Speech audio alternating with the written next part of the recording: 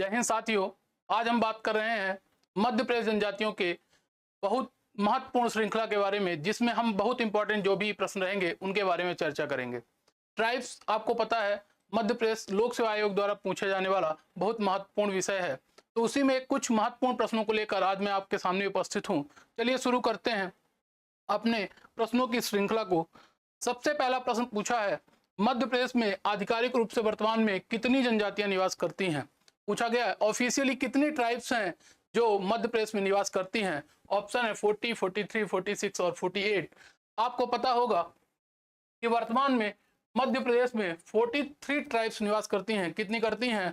तो 43 करती हैं। अगर जो बात करें कि पहले कितनी निवास करती थी, तो सबसे पहले 46 ट्राइब्स को मध्य प्रदेश में लिस्टेड किया गया था, पर 8 जनवरी 2003 इस दिन 3 ट्राइब्स को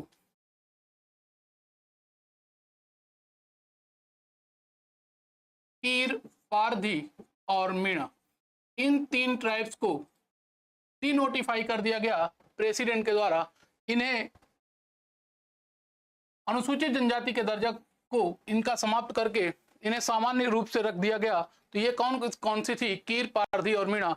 तो जो 46 थी, इनमें से 3 कम होने से वर्तमान में 43 है। अब बात उठती है कि इन्हें हटाता कौन है? जैसे इन्हें जोड़ा जाता है वैसे इन्हें हटाया भी जाता है, और ये काम किया जाता है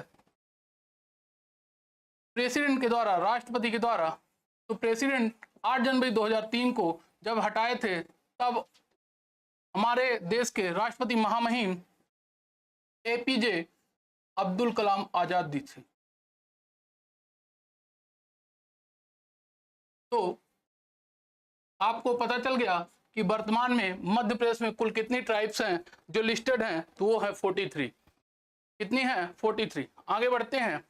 अगला प्रश्न है, वर्ष 2003 में भारत सरकार ने मध्य प्रदेश की किन जनजातियों को अनुसूचित जनजाति की श्रेणी से बाहर कर दिया? अभी जस्ट मैंने आपसे बात करी कि 3 जनजातियों को बाहर किया गया था। पहले 46 थी, फिर 43 हुई थी। अब ये कौन सी 3 जनजातियां हैं? तो आपको ऑप्शन में साफ साफ दिख रहा है, कीर, पारधी और मीणा। इन तीनों को हटा दिया गया, कीर, पारधी और मीणा। अब बात आती है कि इन्हें बाहर तो किया गया, पर किस बेस पर बाहर किया जाता है? तो इसके लिए आर्टिकल काम करता है आर्टिकल 342, अनुच्छेद 342। अनुच्छेद 342 क्या करता है?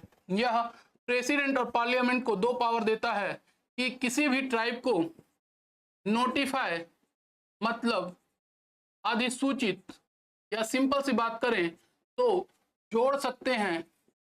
किसी भी ट्राइब को अनुसूचित जनजाति के रूप में जोड़ा जा सकता है, नोटिफाई किया जा सकता है आर्टिकल 342 के तहत। साथ ही साथ उन्हें डी नोटिफाई भी किया जा सकता है, कहें तो गैर अधिसूचित भी किया जा सकता है, अर्थात उन्हें हटाया भी जा सकता है, बाहर भी किया जा सकता है। तो दोस्तों, इस प्रकार आर्टिकल 342 के तहत राष्ट्रपति किसी भी ट्राइब को जोड़ सकते हैं या हटा सकते हैं, उनके सिग्नेचर से ही होगा। तो ये आर्टिकल 342 में दिया है, और मध्य प्रदेश की 3 जनजातियों को हटाया गया था, कीर, पारधी और मीणा को।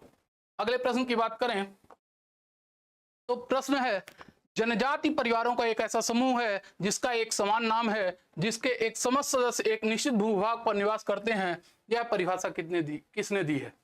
मतलब जनजाति की एक परिभाषा दिया कि जनजाति परिवारों का एक ऐसा समूह है जिसका एक समान नाम है, जिसके समस्त सदस्य एक निश्चित भूभाग पर निवास करते हैं। यह परिभाषा किसने दी? तो दोस्तों, ऑप्शन है Herbert Risley, Mahatma Gandhi, DN. Majumdar और जॉर्ज अब्राहम ग्रियर्सन। तो दोस्तों, इसका उत्तर है डी.एन. मजूमदार। डी.एन. मजूमदार जी ने ये परिभाषा दी थी ट्राइब्स की। ऐसे भी डायरेक्ट प्रश्न पूछे जाते हैं, किसी एक व्यक्ति का नाम लेंगे और उनके आधार पर परिभाषा लिखेंगे और पूछा जाएगा कि कौन ने दी ये परिभाषा। तो डी.एन. मजूमदार जी ने दी। इनकी कुछ बुक्स भी फेमस हैं, जैसे races and cultures of India,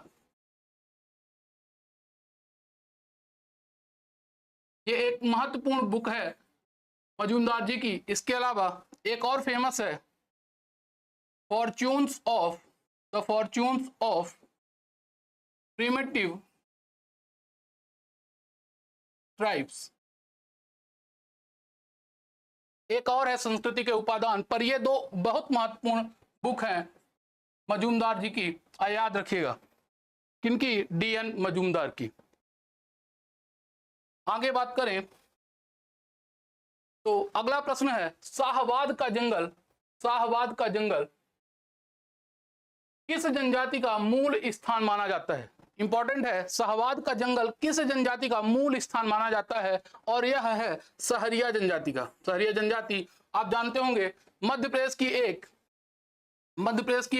विशेष पिछड़ी जनजाति के अंतर्गत आती है, पर्टिकुलरली वल्नरेबल ट्राइबल ग्रुप विशेष पिछड़ी जनजाति के अंतर्गत आती है सहरिया जनजाति, जो मुख्य रूप से चंबल ग्वालियर संभाग की ओर पाई जाती है, या कहें तो नॉर्थ मध्य प्रदेश, आपका उत्तरी मध्य प्रदेश में पाई जाती है। ये एक कुपोषित जनजाति भी है। अगर जो बात करें कि सहरिया जनजाति का संग्रहालय कहाँ है, ये आपको मिलेगा श्योपुर में। सहरिया की बात करें आगे तो सहरिया जनजाति का रेडियो सेंटर भी आपको सेसईपुरा, ये भी श्योपुर में है, वहीं मिलेगा। इसके अलावा सहरिया जनजाति के डांस बहुत फेमस हैं। डांस में आपके रागिनी, लहंगी और दुलदुल घोड़ी महत्वपूर्ण डांस हैं। ये आपके सहरिया जनजाति के बारे में कुछ छोटा सा इंपॉर्टेंट फैक्ट्स आपको पता चल गया। पर शाहवाद का जंगल इनका मूल स्थान माना जाता है। कौन सा? शाहवाद का जंगल। अगला, विलीन मानव शब्द का प्रयोग आदिवासियों के लिए किसने किया? विलीन मानव, सबमर्ज ह्यूमैनिटी, विलीन मानवता, ये शब्द का प्रयोग किसके द्वारा किया गया? तो ये किया गया था डॉक्टर दास एंड दास के द्वारा। इन्होंने कहा विलीन मानवता किसके लिए? शेड्यूल्ड ट्राइब्स के लिए। जैसे महात्मा गांधी ने गिरिजन शब्द का प्रयोग किया है, जीएस घुरिये ने पिछड़े हिंदू कहा है, ठक्कर बापा ने आदिवासी कहा है, ऐसे ही डॉक्टर दास एंड दास ने विलीन मानवता कहा है जनजातियों के लिए। आपसे ऐसे ही एक प्रश्न पूछा जाएगा कि यह 4 नाम देगा आपको एक तरफ और दूसरी तरफ वही 4 नाम देगा, और उनमें से आपको जोड़ी बनाने के लिए बोलेगा कि आप जोड़ी बनाकर बताइए कि कौन ने किसको क्या कहा है। या हो सकता है 3 सही नाम दे, चौथा गलत दे दे, और आपको बताने के लिए कहे कि निम्न में से कौन सा असत्य युग्म है, गलत जोड़ा कौन सा है, उसे आप आइडेंटिफाई करिए और बताइए। तो ऐसे प्रश्न मध्य प्रदेश लोक सेवा आयोग द्वारा पूछे जाते हैं। अगला प्रश्न है, मध्य प्रदेश का सबसे बड़ा जनजातीय क्षेत्र कौन सा है? आप देखिए मध्य प्रदेश का ऐसा कौन सा रीजन है जहां पर मैक्सिमम ट्राइबल पॉपुलेशन आपको दिखेगी, ये आपको बताना है।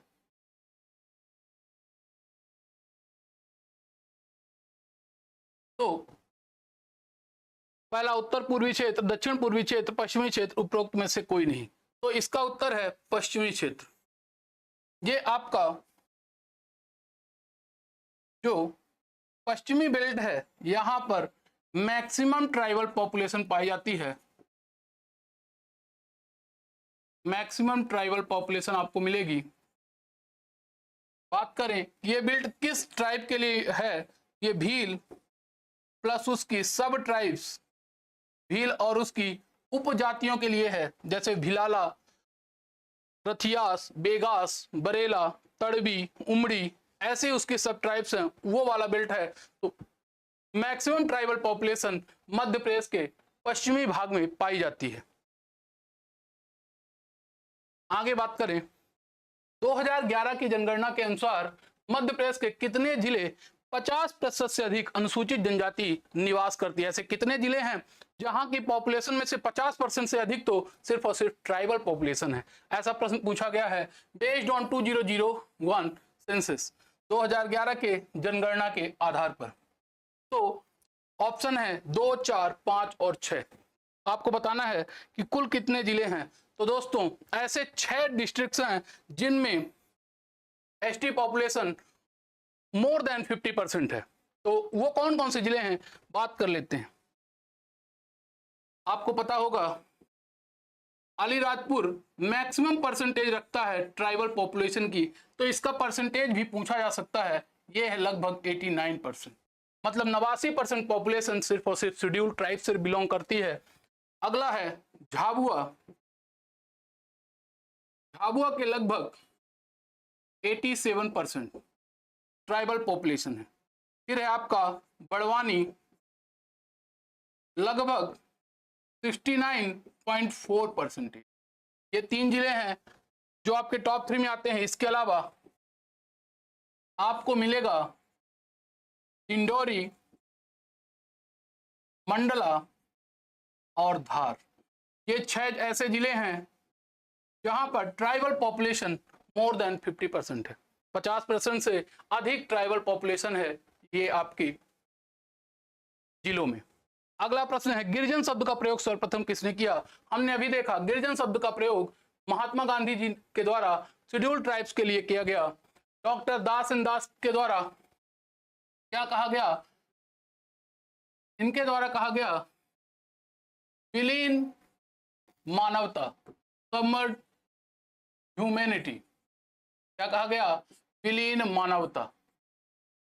महात्मा गांधी जी ने कहा गिरिजन, गिरिजन इन्होंने कहा एसटी को, और हरिजन कहा एससी को।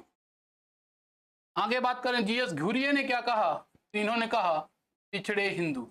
ये प्रश्न बार बार आएगा आपको, क्योंकि ये प्रश्न कई बार पूछा गया है और पूछा जाएगा इसलिए। और ठक्कर बापा ने पहली बार एसटी के लिए आदिवासी शब्द का प्रयोग किया। ठक्कर बापा ने पहली बार एसटी के लिए आदिवासी शब्द का प्रयोग किया था।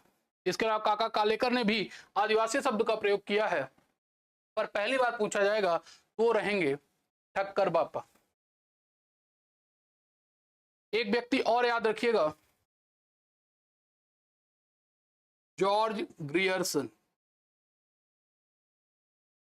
इन्होंने क्या कहा, तो इन्होंने शेड्यूल्ड ट्राइब के लिए पहाड़ी शब्द का प्रयोग किया था। इसका प्रयोग किया, पहाड़ी शब्द का प्रयोग किया। आगे बढ़ें, पिछड़े हिंदू, अभी जस्ट मैंने आपको बताया पिछड़े हिंदू ये किसने कहा, तो जीएस घुरिये ने कहा, गोविंद सदाशिव घुरिये जी ने कहा पिछड़े हिंदू। किसने कहा, गोविंद सदाशिव घुरिये जी ने। अगला है मध्य प्रदेश में कुल कितने आदिवासी विकास खंड है, मतलब जो आपके मध्य प्रदेश के ब्लॉक्स हैं उनमें से ट्राइबल ब्लॉक्स कितने हैं, आदिवासी विकास खंड कितने हैं, ये बात करनी है। 40, 52, 72, 89, 40, 52, 72 या 89। तो ट्राइबल ब्लॉक की बात करें तो टोटल है 89। पर प्रश्न यहां पर उठता है, कभी कभी पूछ लेता है कि मैक्सिमम ट्राइबल ब्लॉक किस संभाग में है, तो उत्तर है इंदौर संभाग में। किस संभाग में, इंदौर संभाग में सबसे ज्यादा आदिवासी विकास खंड है 40। कितने हैं, 40। ये आप याद रखिएगा, मैक्सिमम कहाँ है, इंदौर संभाग में। आगे बढ़े तो 2011 की जनगणना के अनुसार भारत में सर्वाधिक अनुसूचित जनजाति जनसंख्या प्रतिशत वाला राज्य कौन सा है। प्रश्न को याद रखिएगा, ऐसे नहीं पूछना जनसंख्या देखकर आप लगाइए मध्य प्रदेश देखते ही लगा दीजिए, नहीं, बेस्ड ऑन परसेंटेज पूछा गया है। यहां पर आप गलती मत करिएगा, ऐसे प्रश्नों से गलतियां होती हैं, बिल्कुल हमें ऐसी गलतियां नहीं करनी है।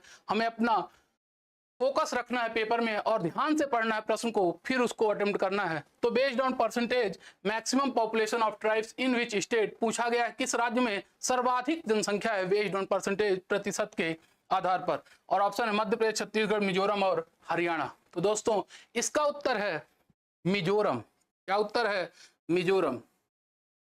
मध्य प्रदेश यहां पर नहीं आएगा। अगर जो पूछा जाता मैक्सिमम पॉपुलेशन, सर्वाधिक जनसंख्या, तो मध्य प्रदेश पहले नंबर पर आता है। पर अगर जो परसेंट बेस पर पूछोगे तो मिजोरम आता है। और मध्य प्रदेश आपका परसेंट बेस पर पूरे देश में 13वें नंबर पर आता है। क्यों? क्योंकि हमारे यहाँ टोटल परसेंटेज का लगभग 21.1% ट्राइबल पॉपुलेशन का है, लगभग 21.1%। तो परसेंटेज बेस पर मिजोरम है, जबकि जनसंख्या के आधार पर, नंबर्स के बेस पर मध्य प्रदेश पहले नंबर पर आता है। पर यहाँ पर प्रश्न पूछा गया है बेस्ड ऑन परसेंटेज, तो याद रखिएगा परसेंटेज बेस पर पूछा जाए तो ऐसे। अगला, भारिया जनजाति को किस वर्ष की जनगणना में अति पिछड़ी जनजाति घोषित किया गया था? अब बताइए, किसे पूछा? भारिया जनजाति को। अभी किसमें अति पिछड़ी? मतलब कि पीवीटीजी में। किसमें? पीवीटीजी में। कौन कौन जनजाति मध्य प्रदेश की आती है पीवीटीजी में? बैगा, भारिया और सहरिया, ये तीन आती हैं, बैगा, भारिया और सहरिया। तो बैगा, भारिया और सहरिया में से बैगा, भारिया को किस वर्ष घोषित किया गया था? और इसका उत्तर है 1981। कब घोषित किया गया? 1981 में। कब घोषित किया गया? 1981 में। क्या हुआ? एक धेवर कमीशन बना था, धेवर आयोग बना था। 1973 में इसकी सिफारिश पर बनाया गया था, आदिम जाति शब्द दिया गया था, और उसके बाद 1981 में भारिया को उसमें ऐड कर लिया गया था, धेवर कमीशन, याद रखिएगा। अगला, मध्य प्रदेश में सर्वाधिक अनुसूचित जनजाति लिंगानुपात वाला जिला कौन सा है? ट्राइबल का जो सेक्स रेशियो मैक्सिमम कौन सा है? Maximum tribal sex ratio district, ऐसा कौन सा जिला है जहां पर सर्वाधिक मात्रा में अनुसूचित जनजाति का लिंगानुपात पाया जाता है? तो ऑप्शन है बालाघाट, पन्ना, अलीराजपुर और डिंडौरी। तो दोस्तों इसका उत्तर है बालाघाट। इसका उत्तर है बालाघाट। बालाघाट में मैक्सिमम सेक्स रेशियो है ट्राइबल का 1048, 1048। कितना है? 1048। बालाघाट 1048। इसका मतलब है 1000 एसटी पुरुषों की तुलना में महिलाओं की, एसटी महिलाओं की संख्या 1048 है। इसके अलावा मंडला 1036, इसके बाद डिंडोरी 1019। ये आपके टॉप 3 डिस्ट्रिक्ट्स हैं based on sex ratio, tribal sex ratio. अगला प्रश्न है, मध्य प्रदेश में जनसंख्या के आधार पर जनजातियों का सही अवरोही क्रम में, डिसेंडिंग ऑर्डर में बताना है कि कौन सा होगा। मतलब मैक्सिमम पॉपुलेशन किसकी, फिर उसके बाद किसकी, फिर उसके बाद किसकी। तो आप देखिए, सबसे पहले भील, कोल, गोंड, मतलब कोल की पॉपुलेशन गोंड से पहले आ गई, मतलब कैंसिल। अगला भील, गोंड, बैगा, कोल, कोल की पॉपुलेशन से पहले बैगा की आ गई, ये भी कैंसिल। फिर आपका भील, गोंड, कोल और बैगा, ये बिल्कुल सही है। भील, बैगा, गोंड से पहले बैगा आ गया तो ये भी गलत। मतलब मैक्सिमम पॉपुलेशन वाले ट्राइब्स कौन कौन सी हैं? तो पहला है भील, दूसरा है गोंड, तीसरा है कोल, चौथा है कोरकू, पांचवा है सहरिया। आप टॉप 5 तो याद रखिए कौन कौन सी। सबसे ज्यादा पॉपुलेशन भील, फिर गोंड, फिर कोल, फिर कोरकू और सहरिया। लेकिन ये ट्राइब्स के बेस पर है, जनजाति के आधार पर है। लेकिन आपसे पूछा जाए सबसे बड़ा लार्जेस्ट ट्राइबल ग्रुप कौन सा है, सबसे बड़ा जनजातीय समूह कौन सा है, तो लार्जेस्ट ट्राइबल ग्रुप है आपका गोंड। गोंड आपका ट्राइबल ग्रुप में पहले नंबर पर आता है, जबकि भील आपकी ट्राइब में पहले नंबर पर आती है, जनजाति के आधार पर पहले नंबर पर आती है। अगला है, मध्य प्रदेश में नकारात्मक अनुसूचित जनजाति जनसंख्या वृद्धि दर वाले जिले कौन से? मतलब ऐसे कौन से जिले हैं जहां पर ट्राइबल पॉपुलेशन की नकारात्मक वृद्धि हुई? इससे क्या मतलब है? इसका अभिप्राय है कि जहां पर ट्राइबल पॉपुलेशन आपकी पिछले एक दशक में पहले की तुलना में कम हो गई है। पहले उसकी ट्राइबल पॉपुलेशन ज्यादा थी, अब वो ट्राइबल पॉपुलेशन कम हुई है। ऐसे कौन से जिले हैं? तो दोस्तों ऐसे जिले हैं आपके मंदसौर और भिंड, ये आपके निगेटिव ग्रोथ रेट वाले जिले हैं मंदसौर और भिंड। कितनी रही है, बात करें मंदसौर की तो -11.8% ट्राइबल ग्रोथ, मतलब कि उसके पिछले जनसंख्या के आधार पर 2001 की जनगणना के आधार पर और 2011 की जनगणना के आधार पर लगभग -11.8% ट्राइबल पॉपुलेशन में कमी आई है। वहीं बात करें भिंड दूसरे नंबर पर है जो -8.9%, इसमें भी लगभग 8.9% जनसंख्या में कमी आई है ट्राइबल की। अगला है आपका मध्य प्रदेश में न्यूनतम अनुसूचित जनजाति लिंगानुपात वाले जिलों का बढ़ते क्रम में सही विकल्प कौन सा है। न्यूनतम अनुसूचित जनजाति लिंगानुपात पूछा है, क्या पूछा है कि जो आपका मिनिमम ट्राइबल सेक्स रेशियो वाले डिस्ट्रिक्ट कौन से हैं, तो ये आपका है भिंड, मुरैना और ग्वालियर। भिंड, मुरैना, ग्वालियर। मैं आपको क्रम बता देता हूं कि कौन कौन सा है। पहले में है भिंड, इसमें न्यूनतम पूरे मध्य प्रदेश में सबसे कम सेक्स रेशियो है 867। फिर है आपका मुरैना जो कि है आपका 903। फिर है आपका ग्वालियर 913 और एक और लिख लेते हैं दतिया जो कि है 914। तो दोस्तों मिनिमम पूछा जाएगा तो किसका है, भिंड का। और 3 है भिंड, मुरैना, ग्वालियर, भिंड, मुरैना, ग्वालियर और चौथे पे दतिया। भिंड का 867, मुरैना 903, ग्वालियर 913 और दतिया 914। तो ये है आपके न्यूनतम लिंगानुपात वाले जिले। पॉपुलेशन किसकी है, ट्राइब्स की। आगे बात करें, अगला प्रश्न है आदिम जनजातियों को अनुसूचित करने का प्रथम प्रयास किस जनगणना में हुआ था।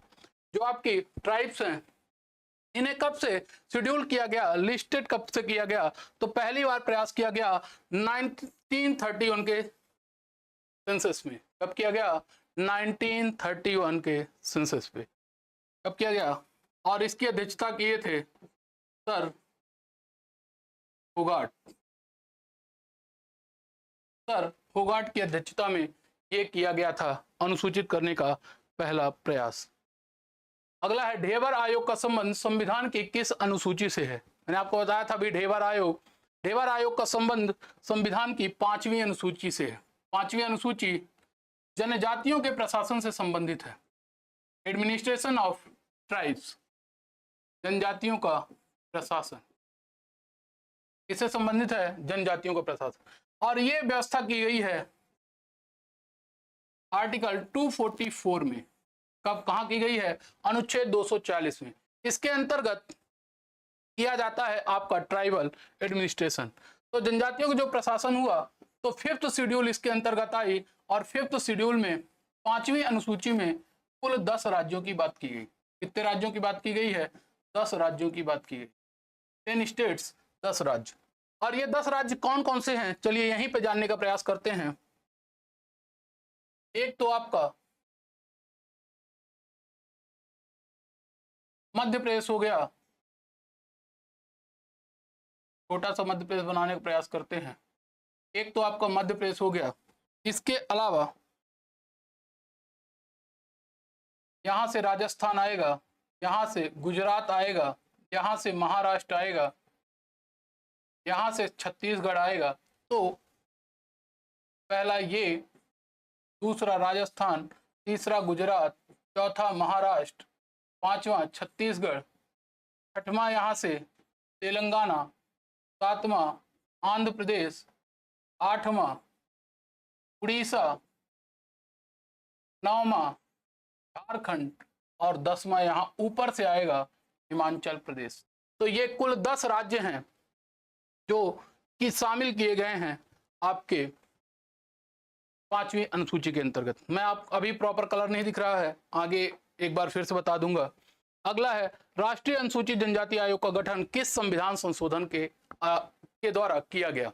पहले क्या हुआ करता था, आपका national commission of scheduled caste और national commission of scheduled tribe दोनों इकट्ठा हुआ करते थे। राष्ट्रीय अनुसूचित जाति आयोग, राष्ट्रीय अनुसूचित जनजाति आयोग दोनों एक साथ हुआ करते थे। लेकिन बाद में 89th कॉन्स्टिट्यूशनल अमेंडमेंट एक्ट, 89वें संविधान संशोधन अधिनियम के द्वारा ये कब आया, 89th कॉन्स्टिट्यूशनल अमेंडमेंट एक्ट आया 2003 में, जिसके द्वारा राष्ट्रीय अनुसूचित जनजाति आयोग को राष्ट्रीय अनुसूचित जाति आयोग से अलग किया गया और ये व्यवस्था हुई 19 फरवरी 2004 को। 19 फरवरी 2004 को एक आर्टिकल में दो भाग हुए, आपका एक हुआ आर्टिकल 338 और एक आर्टिकल बना नया आर्टिकल 338 ए। आर्टिकल 338 था आपका national commission for scheduled caste NCSC, राष्ट्रीय अनुसूचित जाति आयोग, और इसके अंतर्गत एक और आर्टिकल आया आर्टिकल 338 ए जो बना गया national commission for scheduled tribe, राष्ट्रीय अनुसूचित जनजाति आयोग। आपको कमेंट करके बताना है राष्ट्रीय अनुसूचित जनजाति आयोग जब बना 2004 में, तो इसके पहले बार अध्यक्ष कौन बनाए गए थे। अगला प्रश्न है, मध्य प्रदेश में लोकसभा में अनुसूचित जनजाति के लिए कितनी सीटें आरक्षित हैं?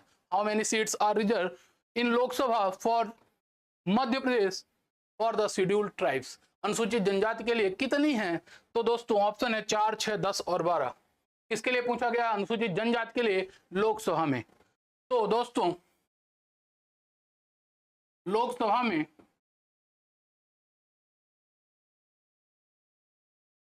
जो सीट रिजर्व होती है अनुसूचित जनजाति के लिए वो होती है आर्टिकल 330 के तहत। किसके तहत होती हैं? आर्टिकल 330 के तहत लोकसभा में सीटें रिजर्व होती हैं। अब बात आती है कि कितनी सीटें रिजर्व हैं एसटी के लिए। एसटी के लिए टोटल 47 सीट्स रिजर्व हैं। कितनी सीटें रिजर्व हैं? 47 सीट्स रिजर्व हैं। ये हम बात कर रहे हैं भारत की। और ये रिजर्वेशन किस बेस पर होता है? तो रिजर्वेशन होता है बेस्ड ऑन पॉपुलेशन, जनसंख्या के आधार पर। जितने परसेंटेज जनसंख्या होगी टोटल पॉपुलेशन के, उतने ही परसेंटेज सीट रिजर्व करनी पड़ेगी शेड्यूल्ड ट्राइब के लिए। तो भारत में 47 सीट्स रिजर्व है। वहीं बात करें मध्य प्रदेश में कितनी सीटें रिजर्व हैं, तो मध्य प्रदेश में टोटल 6 सीट हैं जो एसटी के लिए रिजर्व की गई हैं। कितनी सीटें रिजर्व की गई हैं? तो 6 सीटें रिजर्व की। अब प्रश्न उठता है कि कौन कौन सी सीटें मध्य प्रदेश से शेड्यूल्ड ट्राइब के लिए रिजर्व हैं। तो दोस्तों वो सीट है आपकी, पहला रतलाम, दूसरा खरगोन, तीसरा शहडोल, चौथा धार, पांचवा मंडला और छठवीं सीट है बैतूल। तो ये 6 की 6 सीटें रिजर्व की गई हैं शेड्यूल्ड ट्राइब्स के लिए मध्य प्रदेश में। अब लगे हाथ देख लेते हैं कि शेड्यूल्ड कास्ट के लिए भी कितनी सीटें मध्य प्रदेश में रिजर्व हैं। मध्य प्रदेश की लोकसभा सीटों में से कुल 4 सीटें रिजर्व की गई हैं शेड्यूल्ड कास्ट के लिए, अनुसूचित जाति के लिए। और वो 4 सीटें हैं आपकी उज्जैन, टीकमगढ़, देवास और भिंड। उज्जैन, टीकमगढ़, देवास और भिंड। तो प्रश्न कैसे पूछा जाएगा? प्रश्न आपको 4 सीट देगा, 4 सीट कहेगा निम्न में से कौन सी सीट शेड्यूल्ड ट्राइब के लिए रिजर्व नहीं है, निम्न में से कौन सी सीट शेड्यूल्ड कास्ट के लिए रिजर्व नहीं है। और 4 में से 3 ऑप्शन सही देगा, 1 ऑप्शन गलत देगा, और आपको उसी में से ढूंढना पड़ेगा कि कौन सा ऑप्शन गलत है।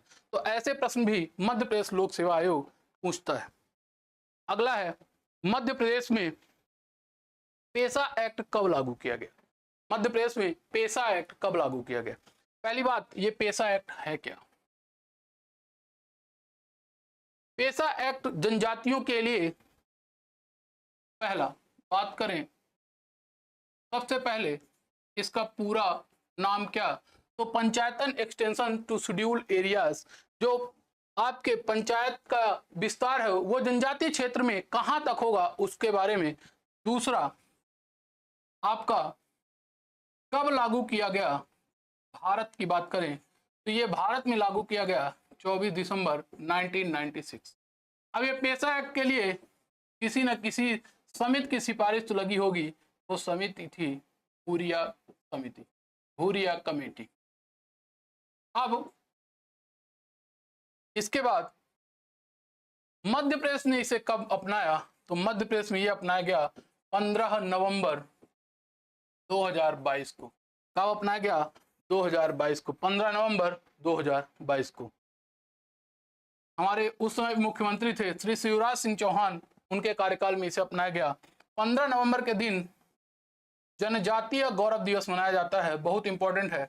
जनजातीय गौरव दिवस बिरसा मुंडा जी की जयंती पर मनाया जाता है 15 नवंबर के दिन। और मध्य प्रदेश लोक सेवा आयोग ये प्रश्न पूछ चुका है, जनजातीय गौरव दिवस कब मनाया जाता है? तो पंचायतन एक्सटेंशन शेड्यूल एरियाज, जो जनजातीय क्षेत्रों पर उनके स्वशासन के लिए बनाया गया है पेशा एक्ट, कैसे काम करना है। अब है आपका संविधान की 5वीं और 6वीं अनुसूची जनजातीय प्रशासन संबंधित है। इनमें से 5वीं अनुसूची किन राज्यों पर लागू होती? अभी हम बात कर रहे थे कि 5वीं अनुसूची 10 राज्यों पर लागू होती है। आर्टिकल 244 के तहत, किसके तहत? आर्टिकल 244 के तहत, 244 का एक 5वीं अनुसूची संबंधित है। और इसके तहत कितने राज्य? तो 10। कौन कौन से राज्य थे? एक तो हमने देखा था कि हमारा मध्य प्रदेश था, इसके इस तरफ से राजस्थान, इधर से गुजरात, इधर से महाराष्ट्र, महाराष्ट्र के नीचे से तेलंगाना, आंध्र प्रदेश, छत्तीसगढ़, उड़ीसा, झारखंड और यहां से आपका हिमाचल प्रदेश। अब देखिए प्रश्न क्या पूछ सकता है, पूछेगा मध्य प्रदेश का ऐसा कौन सा पड़ोसी राज्य है जो 5वीं अनुसूची के अंतर्गत नहीं आता? तो देखिए राजस्थान आ गया, गुजरात आ गया, महाराष्ट्र आ गया, छत्तीसगढ़ आया, तो कौन नहीं आया? उत्तर प्रदेश नहीं आया। कौन नहीं आया? उत्तर प्रदेश नहीं आया। उत्तर प्रदेश भी नहीं आता, बिहार भी नहीं आता। बिहार को याद रखिएगा, बिहार हो सकता है आप गलती से बिहार को जनजातीय क्षेत्रों में इंक्लूड कर दे, पर नहीं आता है। इसके अलावा पूछेगा ऐसा कौन सा राज्य है, ऐसा कौन सा पहाड़ी राज्य है जो 5वीं अनुसूची के अंतर्गत आता है? ऐसा कौन सा पहाड़ी राज्य जो 5वीं अनुसूची के अंतर्गत आता है? तो ये है आपका हिमाचल प्रदेश, पहाड़ी राज्यों में से जो 5वीं अनुसूची के अंतर्गत आता है, याद रखिएगा। ऐसे प्रश्न पूछे जाते हैं, सिंपल है, बस ध्यान रखने की जरूरत है। आप ध्यान देंगे तो जरूर आप इसे सही करेंगे। अगला प्रश्न है, संविधान की 6वीं अनुसूची किन राज्यों पर लागू होती है? 6वीं अनुसूची भी प्रशासन से संबंधित है, 6th शेड्यूल भी, पर इसमें सिर्फ और सिर्फ 4 विशेष राज्यों के बारे में बात की गई। आर्टिकल 244 का दूसरे के अंतर्गत कितने राज्यों के बारे में बात करिए? सिर्फ 4 राज्यों की। और ये 4 राज्य हैं असम, मेघालय, त्रिपुरा और मिजोरम। असम, मेघालय, त्रिपुरा और मिजोरम। अगर जो आपने गौर से देखा होगा,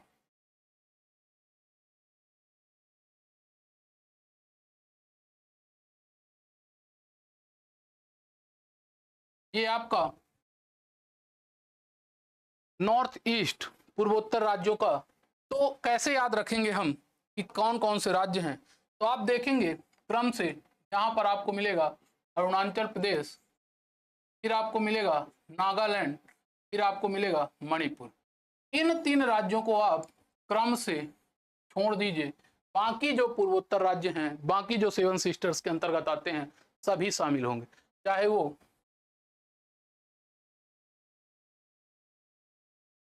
असम हो, चाहे वो मिजोरम हो, चाहे वो त्रिपुरा हो, चाहे वो मेघालय।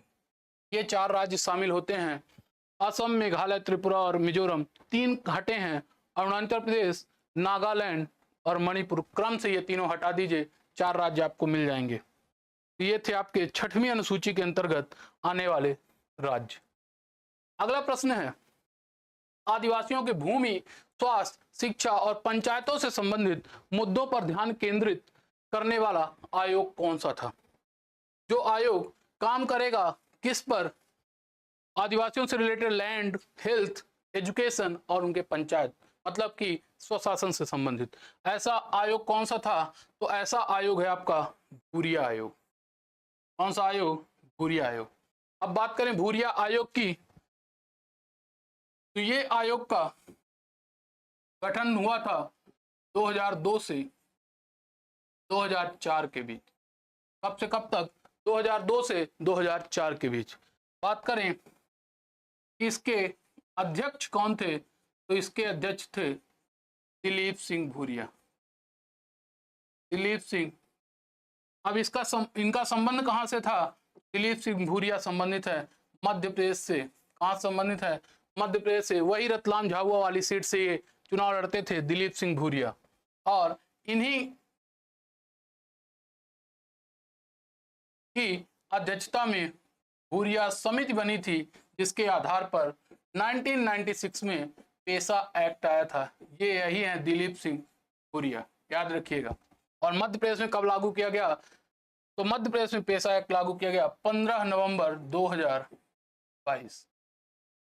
भारत में 1996 और मध्य प्रदेश में 15 नवंबर 2022। अगला है पीवीटीजी का पूरा नाम क्या है? ये फुल फॉर्म मध्य प्रदेश लोक सेवा आयोग का फेवरेट टॉपिक है। फुल फॉर्म हर बार हर परीक्षा में 1 से 2 पूछे जाते हैं, तो आपको उनके फुल फॉर्म भी याद रखने हैं। जैसे पेशा का बताया था मैंने, वैसे पीवीटीजी का भी फुल फॉर्म पूछा जा सकता है। तो पीवीटीजी का फुल फॉर्म है पर्टिकुलरली वल्नरेबल ट्राइबल ग्रुप्स। तो कहाँ पे है?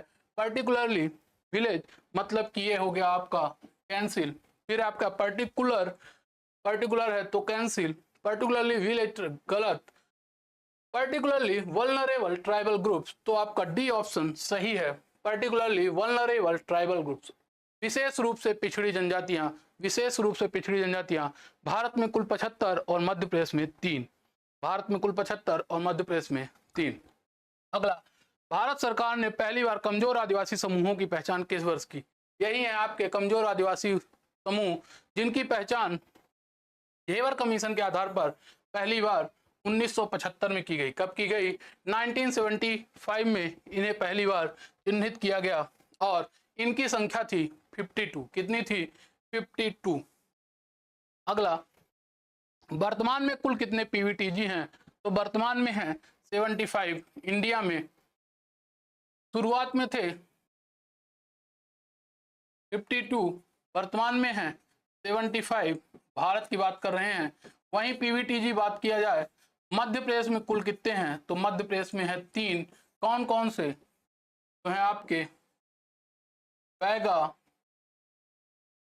भारिया और सहरिया। बैगा, भारिया और सहरिया, 3 आपके पीवीटीजी हैं। आगे है, भारत सरकार ने 1871 का जो आपराधिक जनजाति अधिनियम अंग्रेजों द्वारा बनाया गया था, अंग्रेजों ने कुछ जनजातियों को इस एक्ट के अंतर्गत घोष डाल दिया था और जिसके अंतर्गत उन्हें आपराधिक प्रवृत्ति की घोषित कर दिया था। उसी एक्ट को समाप्त कब किया गया और उनमें जो जनजातियां थी उनको विमुक्त जनजातियों के रूप में अधिसूचित किया। तो वो कौन कौन कब हुआ? तो ये हुआ 1952 में। कब हुआ? 1952 में उन्हें विमुक्त जनजातियों के रूप में घोषित किया गया। अब है अगला एमपी टास्क। ये आपका फिर से फुल फॉर्म इंपॉर्टेंट है। इसका फुल फॉर्म होता है Madhya Pradesh tribal affairs automation system. Madhya Pradesh tribal affairs automation system कहाँ पे है? Option number B. और ये काम किस में करता है? ये काम करता है जनजातियों के क्षेत्र में, ट्राइबल्स के अलावा अन्य जो भी पिछड़े वर्ग हैं उनके लिए, जैसे छात्रवृत्ति से संबंधित हो, उनके स्कॉलरशिप से रिलेटेड हो, या हॉस्टल वगैरह की व्यवस्था हो, या उनको किसी भी प्रकार से सुविधाएं फैसिलिटीज देना है जो कि डीबीटी के माध्यम से दी जाती है, डायरेक्ट बेनिफिट ट्रांसफर, सीधा उनके अकाउंट में पैसे जाते हैं। तो ये आपका एमपी टास्क काम करता है। इसका भी फुल फॉर्म पूछा जा सकता है। अगला, मध्य प्रदेश में विमुक्ति जनजाति दिवस कब मनाया जाता है? तो विमुक्ति जनजाति दिवस 31 अगस्त को मनाया जाता है। विमुक्त जनजाति दिवस कब मनाया जाता है? 31 अगस्त के दिन, और यह प्रश्न पूछा गया है मध्य प्रदेश लोक सेवा आयोग के द्वारा। आपसे पूछा जाएगा जनजाति गौरव दिवस कब मनाया जाता है, तो ये है आपका 15 नवंबर के दिन। कब मनाया जाता है? 15 नवंबर के दिन। आगे बढ़ते हैं। अगला है आपका लोकसभा और राज्य विधानसभाओं में आरक्षण 10 वर्ष बढ़ाने वाला संविधान संशोधन कौन सा था? अभी हाल ही में जो संविधान संशोधन किया गया, जिसके अंतर्गत जो रिजर्वेशन सिस्टम है उसे अगले 10 साल के लिए एक्सटेंड कर दिया गया, तो कौन सा था ऐसा? तो ये है आपका 104th कॉन्स्टिट्यूशनल अमेंडमेंट एक्ट 2019, 104 संविधान संशोधन अधिनियम 2019। इसके अंतर्गत 10 वर्ष के लिए आरक्षण तो बढ़ाया गया, लेकिन एक और व्यवस्था की गई, जो आपके आंग्ल भारतीय समुदाय था, एंग्लो इंडियन कम्युनिटी, इसको जो सीट रिजर्व की जाती थी, सीटों का आरक्षण हुआ करता था, वो समाप्त कर दिया गया था। मतलब इन्हें अब लोकसभा या विधानसभा में सीटें रिजर्व नहीं मिलती थी। आंग्ल भारतीय समुदाय को सीटों का आरक्षण समाप्त किया गया था इसी एक्ट के तहत। अभी आंग्ल भारतीय समुदाय क्या है? तो आंग्ल भारतीय समुदाय ऐसा समुदाय जिनके माता या पिता में से कोई एक भारतीय रहा हो या कोई एक अंग्रेज रहा हो, उसे आंग्ल भारतीय समुदाय कहा जाता है। अगला, पेशा एक्ट 1996 किस समिति की सिफारिश पर लागू हुआ? तो ये थी आपकी हुरिया समिति। हुरिया समिति 1991 में बनाई गई, जिसके आधार पर रिपोर्ट दी गई, और रिपोर्ट के आधार पर 1996 में बनाया गया था आपका पेशा एक्ट। इस समिति के भूरिया, और भूरिया समिति के अध्यक्ष आपको पता है कौन है? दिलीप सिंह भूरिया। इनका संबंध किस राज्य से है? इनका संबंध है मध्य प्रदेश राज्य से। किस राज्य से? मध्य प्रदेश राज्य से। अगला प्रश्न, राज्यों की विधानसभाओं में अनुसूचित जाति जनजाति के लिए आरक्षण किस अनुच्छेद में? अभी हमने पढ़ा था कि लोकसभा में SC ST के लिए सीटों का आरक्षण कहाँ है? ये व्यवस्था की गई आर्टिकल 330। अब बात आ गई है कि विधानसभा में SC ST के लिए सीटों का आरक्षण किस आर्टिकल के अंतर्गत की गई है व्यवस्था? तो ये है आपका विधानसभा में आर्टिकल 332। कौन सा आर्टिकल? आर्टिकल 332 अनुच्छेद 332। कौन सा आर्टिकल? आर्टिकल 332 अनुच्छेद 332। अब बात करें सीटें रिजर्व कितनी हैं, तो मध्य प्रदेश में जो सीटें रिजर्व हैं SC और ST के लिए, तो टोटल सीट्स कितनी है मध्य प्रदेश में? कुल है आपकी 230। तो इसके परसेंटेज आपके पॉपुलेशन के बेस पर SC की सीट है 35 और ST की सीट है 47।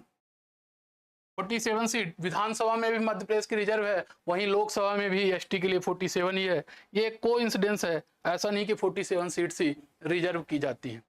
अगला है आपका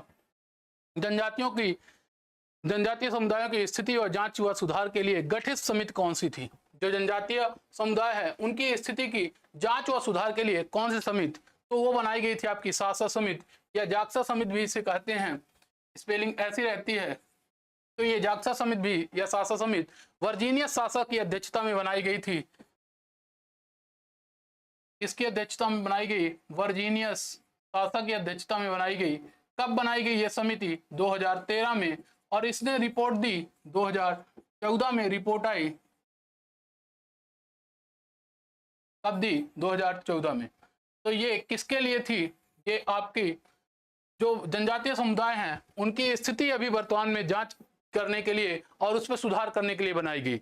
अब इन्होंने सुधार किया तो कुछ ना कुछ तो इसके अंतर्गत इन्होंने सिफारिश करी की होगी। जी हाँ, तो वर्जीनियस समिति की सिफारिश में कौन सा घटक शामिल नहीं था? तो वर्जीनियस समिति के सामाजिक, आर्थिक, शैक्षणिक, ये तीनों घटक शामिल हैं। खेल आपका शामिल नहीं था। कौन कौन से थे? सामाजिक, सोशल, इकोनॉमिक, आर्थिक, एजुकेशनल, शैक्षणिक, और एक और आपका हेल्थ मतलब स्वास्थ्य। ये 4 समितियां, ये 4 सिफारिशें शामिल की गई थी वर्जीनियस सासा की अध्यक्षता में गठित समिति पर। अब ये समिति बनी कब, तो आपने देखा ये समिति का गठन किया गया 2013 में, पर रिपोर्ट इसने दी मई 2014 में। कब दी? मई 2014। अगला प्रश्न है, बहुउद्देशीय विकासखंड कार्यक्रमों की जांच हेतु किस समिति का गठन किया गया? यहाँ पर 4 समिति दी हुई हैं, एल्विन समिति, सीलियो समिति, लोकुर समिति और वूरियस।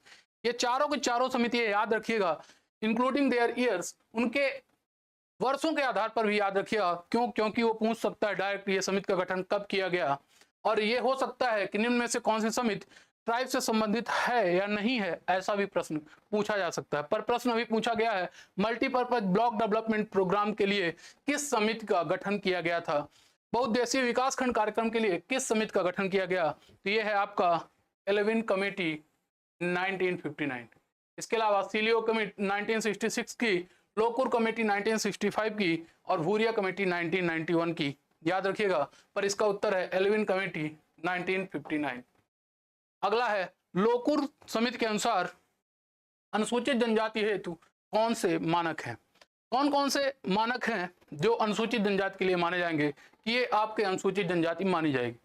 तो पहला, भौगोलिक अलगाव, जियोग्राफिकल आइसोलेशन, आदिम लक्षण, पिछड़ापन, बैकवर्डनेस, तो ये सभी लक्षण हैं। इसके अलावा स्पेसिफिक कल्चर भी मान लीजिए, विशिष्ट संस्कृति भी इन्होंने बताया, साथ ही साथ संकोचित स्वभाव भी इनके द्वारा बताया गया था। मतलब दूसरों से संपर्क में संकोच, ऐसा कहा था। संकोचित स्वभाव डायरेक्ट शब्द नहीं था, दूसरों के साथ संपर्क करने में संकोच, ऐसा शब्द का प्रयोग किया गया था इनके द्वारा। अगला है, असत्य युग्म को पहचानिए। निम्न में से कौन सा असत्य है उसको आपको बताना है। पहला, बंदोपाध्याय कमेटी 2006, भूरिया समिति 1992, काका कालेकर आयोग 1953 और मुंजेकर समिति 2005। तो दोस्तों आपको पता है भूरिया समिति 1991 की है, 1991 की है। बाकी बंदोपाध्याय कमेटी 2006 सही है, काका कालेकर 1953 सही है और मुंजेकर समिति 2005 भी सही है। तो भूरिया कमेटी 1991। ऐसे प्रश्न लोक सेवा आयोग द्वारा पूछे जाते हैं। अगला है, अनुसूचित जनजाति की परिभाषा किस अनुच्छेद में दी हुई है? आपको पता है भारतीय संविधान का आर्टिकल 366 सिर्फ और सिर्फ डेडिकेटेड टू डिफिनेशन है, परिभाषा से संबंधित है, परिभाषा के लिए बनाया गया है। और इसी के अंतर्गत आर्टिकल 366 का 25 दिया गया है आपका इसकी परिभाषा, शेड्यूल ट्राइब की, एसटी की परिभाषा। जबकि 366 का जो 24 है वो बनाया गया है एससी की परिभाषा के लिए। आपको कमेंट करके बताना है कि ओबीसी को किस आर्टिकल में परिभाषित किया गया है। तो ओबीसी की परिभाषा किस आर्टिकल में दी गई है? अगला प्रश्न है, सर्वाधिक अनुसूचित जनसंख्या दशकीय वृद्धि वाला जिला कौन सा है? तो दोस्तों किस जिले में जो पॉपुलेशन, ट्राइबल पॉपुलेशन सबसे ज्यादा एक दशक में बढ़ी थी, वो कौन सा जिला है? तो दोस्तों वो जिला है छतरपुर। यहाँ पर मैक्सिमम हुई थी, जबकि मंदसौर में मिनिमम हुई थी। आपने देखा था निगेटिव पॉपुलेशन ग्रोथ हुई थी मंदसौर की। तो ये थे आज के महत्वपूर्ण प्रश्न। मैंने आपसे 40 प्रश्नों की बात करी। अगले सेशन में ऐसे ही मल्टीपल चॉइस क्वेश्चन हम लेकर आएंगे जो पेपर में पूछे जाने की प्रबल संभावना रहेगी। तब तक आप इनको पढ़ते रहिए, बने रहिए हमारे YouTube प्लेटफॉर्म में। आज के लिए जय हिंद, जय भारत।